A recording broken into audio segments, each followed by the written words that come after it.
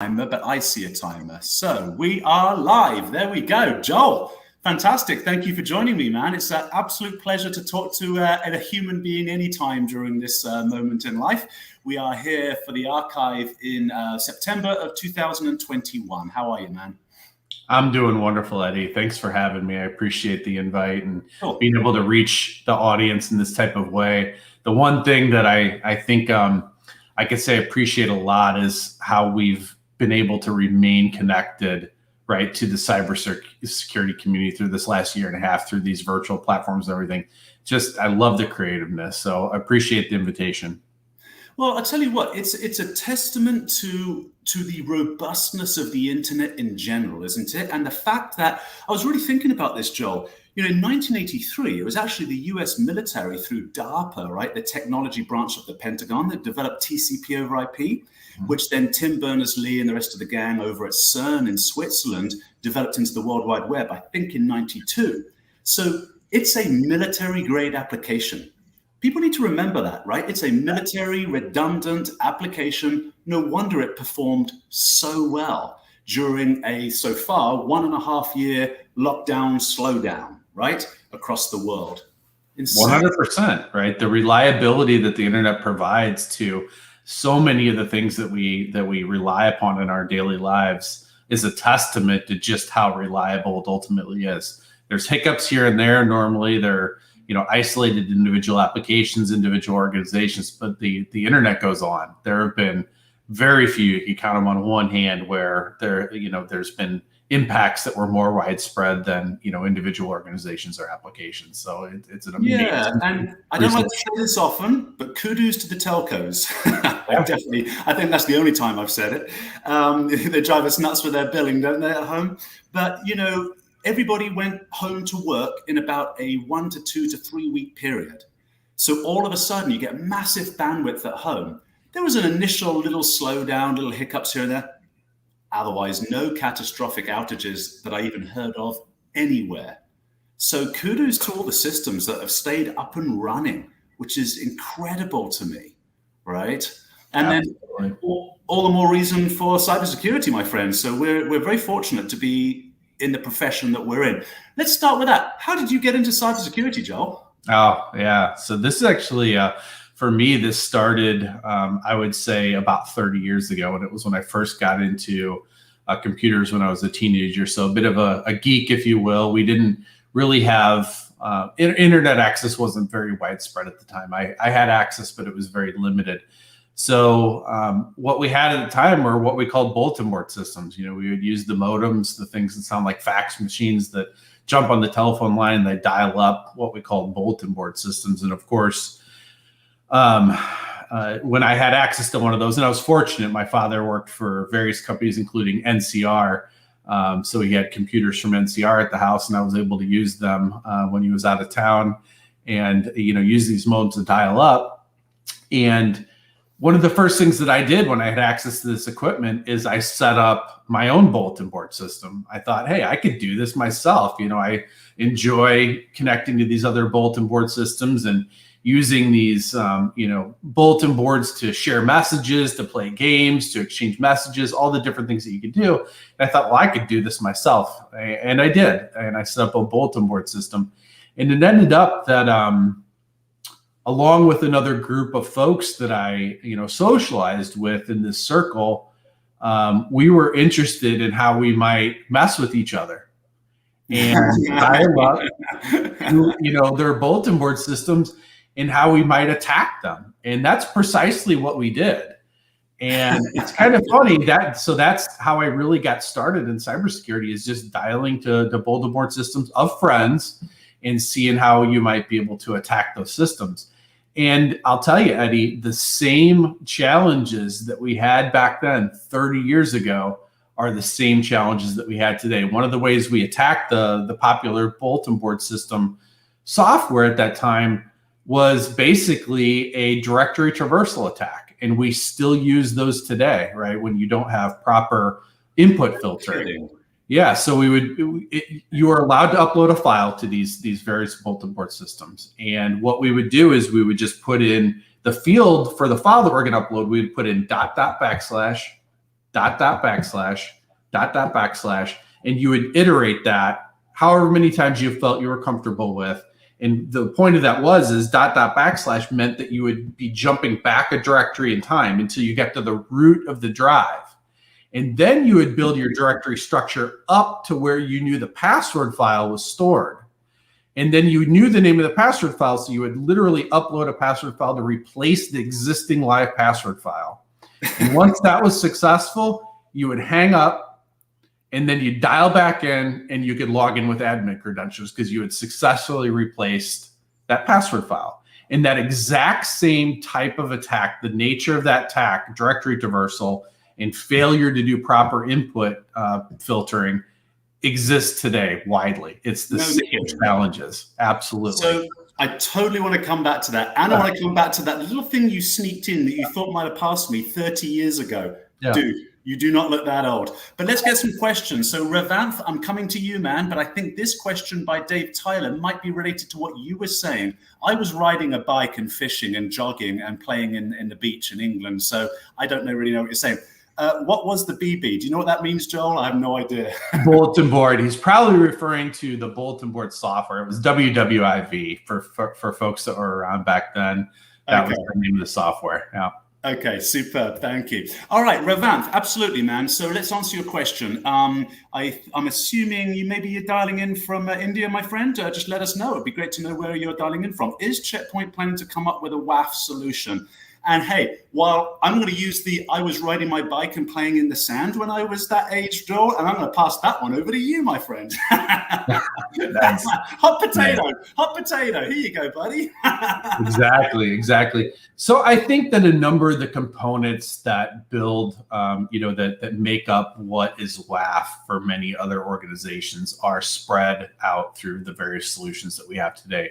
Whether we're going to coalesce that into a specific WAF solution or not, that's going to be, customer facing is a different story. But I believe the components are there in the various solutions we have. Remember, we have, and I believe, and Checkpoint believes, that security is more about the platform approach rather than, the individual solutions and the naming of those solutions. So I encourage you to, work with the representatives at Checkpoint and talk about the various technologies that we have that address those concerns. And Revanth, if you've got an opinion, man, just jump in the dialogue box. Let us know. I also have the capability of bringing people on screen so you can chat with us about these kinds of things. If you think it's a great move, not a great move, I love dialogue, love debate and opinion, my friend. So jump back in if you've got something to say. And, call me slow. Hello from India. Oh, my goodness. I love these ones. Okay, I love a challenge. I'm going to go with your name there, my friend. I think it's Shiranth Jabi. Shiranth Jabi. Okay, my friend. Let me know if I've nailed that one. Call me slow, but I just did the math. You know what? 30 years ago actually wasn't that long ago. Joel, you and I are getting to the age where, 3 decades ago I was doing this, but I still think I'm 25 years old. You know what I mean? I still go snowboarding and I can't get out of bed the next morning, right? It's like, I'm not 25 anymore, I'm 49. So 30 years ago you're a teenager, of course. So you're that old. Man. Me as well. Time flies when you're having fun, I suppose. Yeah. There was a time when I was doing this professionally where somebody was having their 20-year anniversary. And it was my very first job professionally. And so 20-year anniversary, the joke was I wasn't even alive at the time. Right. I was literally 18, and now I'm kind of the old man in the room. I'm 45 now. So I was 15 when this bulletin board system hacking stuff started for me. That's how long ago it was. And I've been doing it for a living for 25 years now, believe it or not. Hey man, I'm so what am I? Generation X, right? You're probably X too. I consider myself one of the luckiest generations on earth. We've lived through the tape to digital. I think it's amazing. Now let's just take some questions though. I want to get back to that story, but our audience is amazing. Our audience is a priority for us. Clement, hello mate. I hope you're super well. It's good to see you. You must be up late. Tell us more about what Avanan is going to bring to the Checkpoint Solutions. Absolutely, Clement. Now, I'll do the first little bit of this because, in fact, I worked at a CASB a little while back. So very interesting. And Avanan took a very unique approach. Listen, it's you could call it email security, right? You know, we're really trying to solve many problems. Joel's going to get into the details of it, but one of the main things that when I'm traveling the world and under normal circumstances, talking to CISOs, their biggest stress is, I don't know what my users are clicking on. I don't know what emails they're sending and receiving. And this is my big stress. What can we do about this? Well, this is a human problem. So the more control and tools you put on humans, the more restriction they have to do their work. So that's not what we're looking for. But if you don't have any restrictions and tools, well, then they're going to get owned by the threat actors. So Avanan is a beautiful marriage of technology and user thinking and experience, so that we can kind of marry the, you know what, business needs to keep moving forward and we'll move with it and wrap security around it. So, you know, I that's what I really love about the Avanan solution. What are your thoughts, Joel? Yeah, look, I mean, so all the threat actors and the threats are going to always migrate towards the weakest points that exist out there. And almost every threat today that we face, or almost every major attack that we see in every organization that keeps them up, the initial vector is email, right? So it's all coming through email.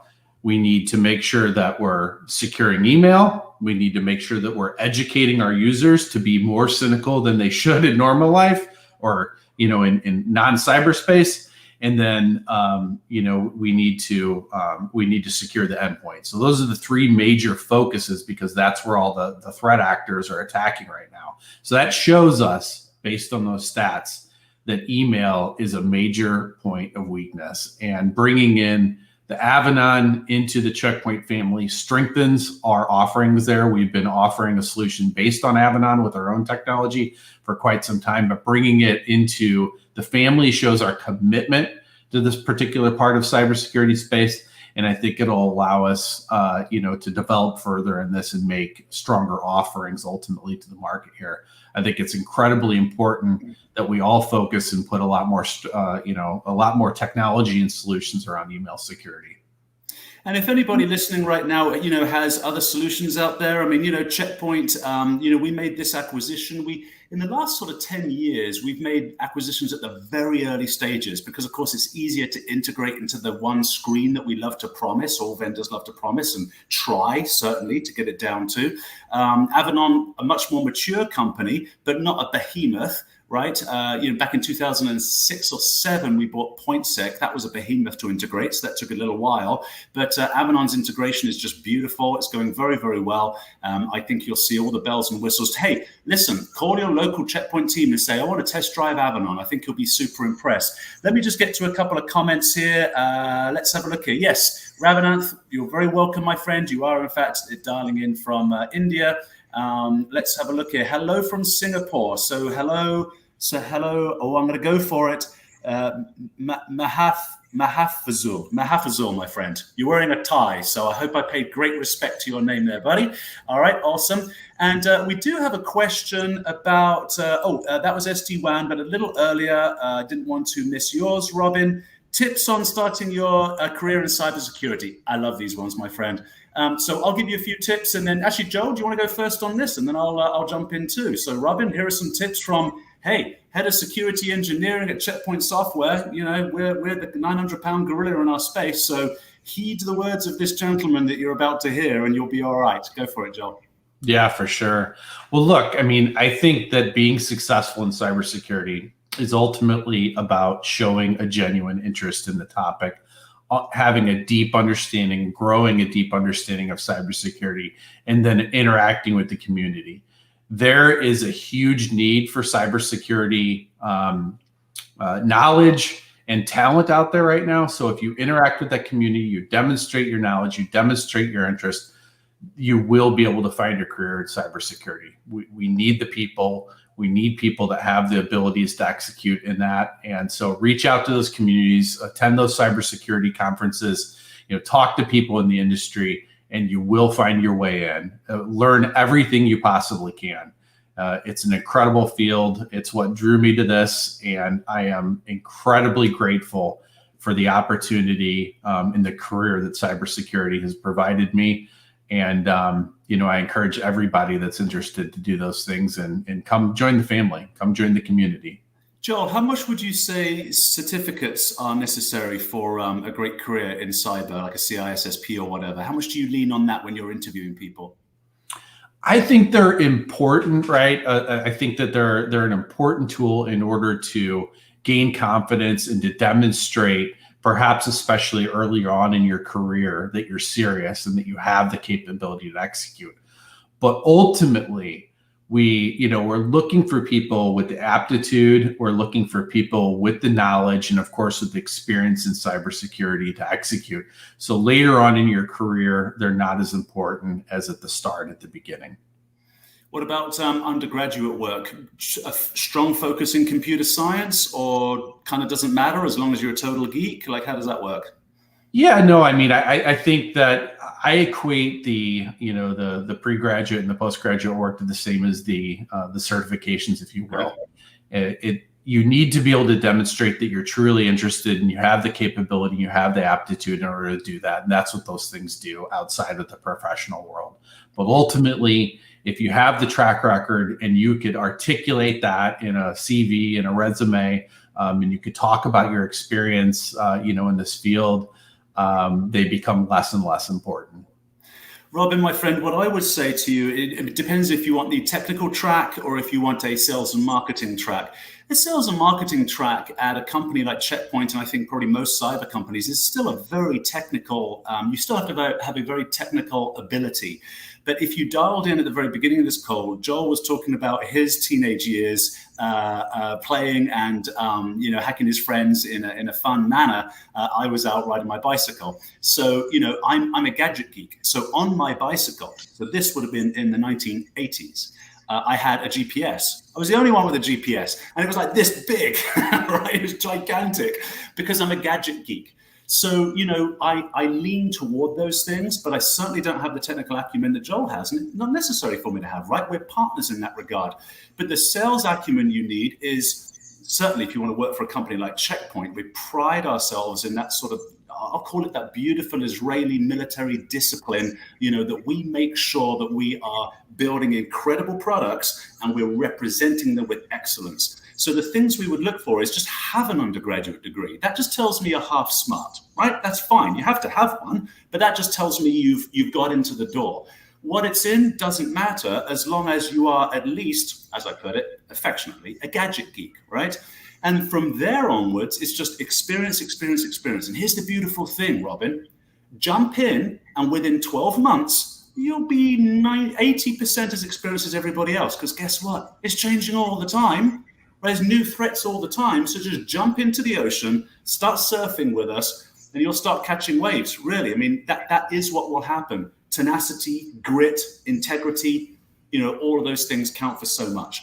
All right, I want to get to that technical point, and you'll see, Robin, Joel, this would be, if you want to be on the technical side, the knowledge you would need to have. So, Gustavo, I love that name, Gustavo. It sounds like a punch. I love it. What can you share with us about Check Point and SD-WAN? I've got to give you that one, Joel. Yeah, no, look, I mean, SD-WAN is a huge part of the strategy that we have here at Check Point. It's a huge part of what we need to enable clients to move into the new world and of connectivity using cloud-based technologies. And it's certainly part of our offering today. We have several partnerships and several solutions around this. I'm very excited for what this does in terms of adding flexibility to how we keep our organizations interconnected, right? SD-WAN is a huge part of that. And we have those solutions in the portfolio today, and we're going to continue to develop those solutions and partnerships for the time to come. Beautiful. Okay. And then, of course, checkpoint.com. Just search on our site SD-WAN, but it's probably /SD-WAN, isn't it? Hello from Indonesia. Hello, Ethan. Awesome. And let's have a look at our next question or comment. Avanon has wet someone's whistle, so to speak. So how Avanon would help to stop email spam and email phishing. All right, let's get into a little bit of detail here, Joel. Do you want to give us 3 minutes on Avanon, on spam and phishing? Yeah. So look, I mean, email, there's a number of different ways to approach the email security problem. And certainly technologies like Office 365, for example, have changed the way we do that. The main concept behind all email security is intercepting and scanning those emails before they get to the user, right? And the insertion point prior to Office 365 was mail transfer agents, right? You were looking at that email as it was transferred over what we call an MX record, right, with a mail transfer agent and scanning that email. And that technology is still in play today because that's still required even for Office 365. But for those organizations that have moved to full cloud-based solutions such as Office 365 for email, there's perhaps an easier way to do it. And the way that that's done in that world is via API, right? We have API integrations directly with Microsoft and similar providers, so we could scan the email directly via API. You don't have to do MTA insertion. And it also offers some advantages for organizations that are leveraging that. With API-based technologies, if we were to discover a new threat, maybe we scan an email and we give a verdict that there's nothing malicious about this particular email because we don't have any information that would indicate that there is. So we would deliver that to that user's inbox. But let's say later on, whether it's minutes, hours, days, or weeks, we determine that there is a threat because we now have new information. We could go back with that API-based technology and we could pull all those emails out of the user's inbox, right? So that's an important advantage of that type of technology, but that's not always the case. So the two primary methods are insertion via API or insertion of the email scanning technology via MTA or mail transfer agent. Man, that was really eloquent. And that's a really cool tech, right? You put that in a certain way, man. That was really great. Okay, thank you. Mahafuzu. I hope I got it, buddy. My apologies if I didn't. I hope that satisfies you. Certainly get in touch with us or just keep asking on this forum right here. A question from Shaji. We're never going to get to your childhood story. I'm going to try and get us there at the tail end of this call, Joel. Shaji is asking, what's Checkpoint's overall cloud strategy roadmap? Anything, especially on CASB? So, Shaji, the Avanan is the CASB solution that we just bought. So we just bought this company that we've been working in partnership with for about 5 years. So notice something there about Checkpoint's, let's call it philosophy or strategy, right? We worked with, and I don't know how to pronounce Gil's last name at Avanon, so we call him Gilf. I don't know if you heard of that, Joel. We call him Gilf because it's Gil F, and we don't want to mistake him with the boss, right, of Checkpoint. So, but Gil, who started Avanon, I met him when I came back to Checkpoint actually 5 years ago in the New York office. We've been working strongly with them ever since. That's our CASB solution. So everything that Joel just said there, if you were dialing in late, definitely you'll be able to see this in the archive on both YouTube and you coming in from LinkedIn. Anything to add as far as security strategy roadmap, Joel? Yeah, I mean, look, for overall cloud, it's for us, we are a platform provider, right? We're not an individual solution provider. That's the way I view it. That's the way we view it. And in order to provide security for the cloud, you need to be able to address all the concerns out there. The good news for Checkpoint is that we've always been there. We've had partnerships with cloud providers, both in public and private cloud, for over a decade now. And we're providing all the tools that are necessary today, and we continue to look at what the future is going to look like for cloud. For example, providing firewalls as a service for cloud providers is something that we're going to be leveraging here in the future. So we're going to continue pushing forth that roadmap, making sure that we're addressing all of the needs and concerns that our clients and the overall market has in that regard. And we have a complete set of solutions today, and we'll continue to develop that and round it out.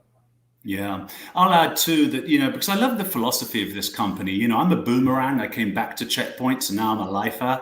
And, and it's because I love it. And one of the things that I love, one of the many things, is the philosophy. So what I'll say is, you don't want a security vendor that takes risks, right? And so, our roadmap has sometimes been criticized for being, let's say, conservative. I think the reality is it's conservative's the wrong word. It is tested. that's probably a better word. It's tested as it rolls out, and therefore is more robust, but perhaps not quite as exciting as people would expect, right? It doesn't quite have the fluff, right, and the sort of pizzazz around it. So if you, again, go to checkpoint.com, you should see in our archive one of the latest talks by our Vice President of Technology, Dorit Dorr, and she is our roadmap queen. So every year at our annual customer event, which we call CPX, we traditionally host them, one in the Asia community in Bangkok, typically. Obviously, we've been doing them virtually for the last little bit. One in the Americas, usually held somewhere in North America, and then one in Europe for Africa included, and that's usually in Vienna. And Dorit has this notoriously fantastic, she likes to jest, 200-slide roadmap. So we've got a lot of information on roadmap, and she's the boss of the roadmap, my friend. So try and look for that. Dorit Dorr, checkpoint.com. You'll see some videos of her latest roadmaps. Okay, fantastic. We've got lots of engagement from our friend here. Is Checkpoint looking for any EDR and SOAR solutions? I actually would be very interested in hearing about SOAR. And I sort of seem to think that we're pretty heavily on the road to EDR, Joel, but what are your thoughts there? Yeah, look, the endpoint, as I mentioned during one of our other topics, is one of the main vulnerabilities that continues to get hit. And endpoint is incredibly important. We've been making investments in endpoint for many decades now. You mentioned PointSec before. That's but a sliver of what we're doing on the endpoint, and EDR is definitely part of the future there. EDR, I believe, is endpoint detection and response, and certainly we're doing those things today, but we need to continue to round that out. I think it's an important part of any cybersecurity strategy. I think sometimes what happens in the marketplace, and this is, I suppose, a fault of Gartner's, but I don't mean that in a negative way. We have all these solutions. So you picked up on the fact that I mentioned PointSec, our endpoint full disk encryption solution from 2007. Hello, and so we have solutions. They're just not wrapped in a bucket that we call EDR as a product category. Do you know what I mean? And I think what happens is the marketplace, especially the analysts, will go, oh, okay, we see a need for this, and we'll kind of wrap it in this sort of verbal container, and then we start rating people on this sort of bucket. And so, the trailblazing vendors who move ahead like us with these solutions from, let's say, back in 2007, also need to work with the analysts to make sure that our terminology is matching. I'll give you another great example. We invented what we called application awareness in 2002. In 2000 and I think 6 or 7, Gartner came up with application control. But we kept calling it application awareness for years because, I don't know, it's just application awareness to us. And then eventually go, oh, okay, I guess this is what the industry wants to decide, and off we go. But for a short period of time, well, where's Checkpoint's application control? Well, it's been there since 2002 before you guys even thought of it. So, watch out for that. Unfortunately, it's part of your job as a customer. You've got to sift through this kind of data. And Gartner's helpful, of course. No one gets fired for picking something out of the top, right-hand quadrant. But at the same time, it's not foolproof. I'll leave that at that. All right, Clement, we've got another question or comment from Clement. Let's read it. Checkpoint appears to be focused on the enterprise. How about us little guys? All right, Clement. What can we do to secure our SMB environments? How about my little cloud floating around? Listen, man, I'll give you a bit of a philosophy on this one again.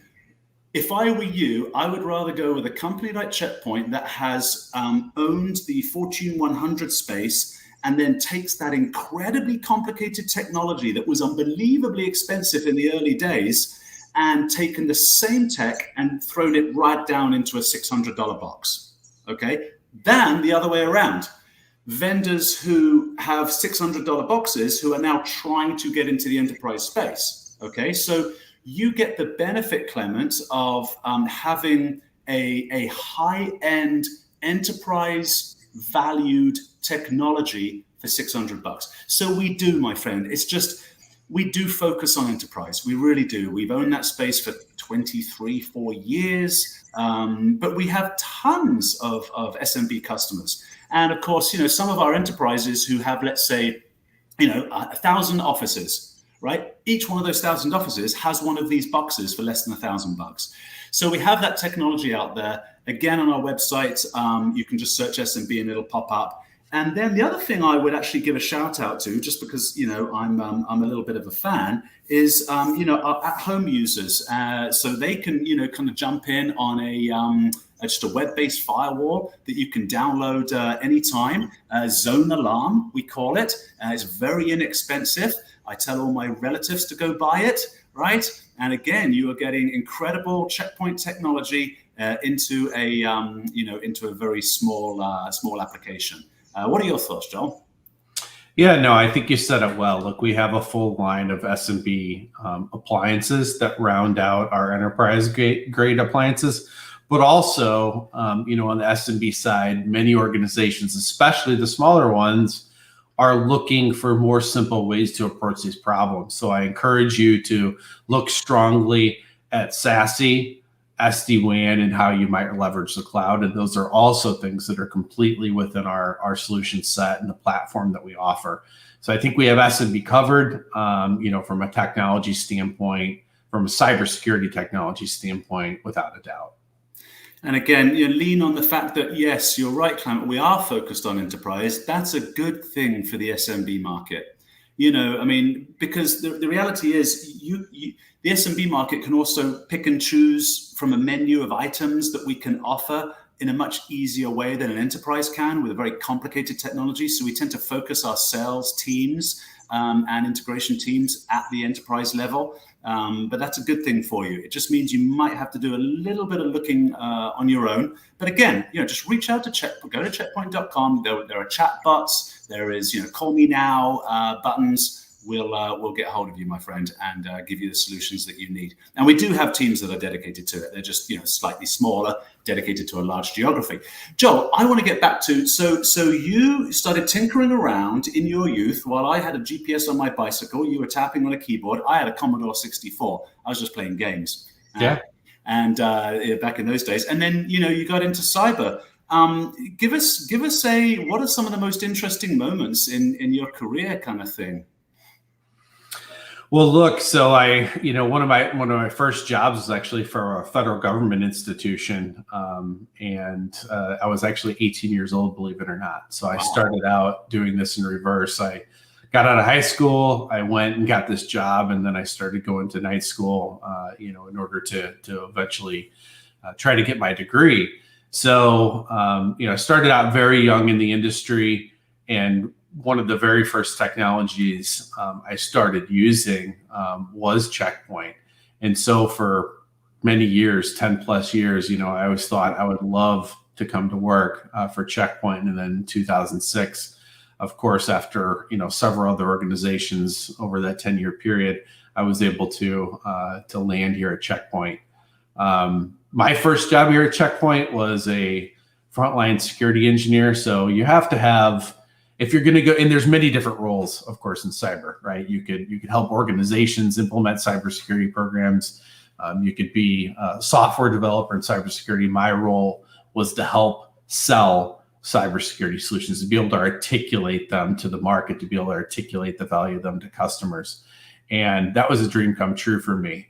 In this particular role, we're looking for people that value and understand, that social contract that you have with your clients. As you said earlier, people buy from people that they trust, people that they like. And that's part of the security engineering side of the house. So coming here to Checkpoint was certainly a dream come true for me. So 2006 was that 15 years ago now. One of the things I thought was really special when I first turned up, so I turned up in 2008, and then I went and did a quick startup for a year. That was dreadful, came back real fast. And so I've been here on and off for 15 years too, ish. And it was that trip to Tel Aviv, right? We do new hire orientation out to Israel, and I'd never been. And it was a beautiful eye-opening experience. I consider myself a fairly well-traveled man. Actually, I've been around Asia quite a bit. around Europe a lot, and North America and Central America.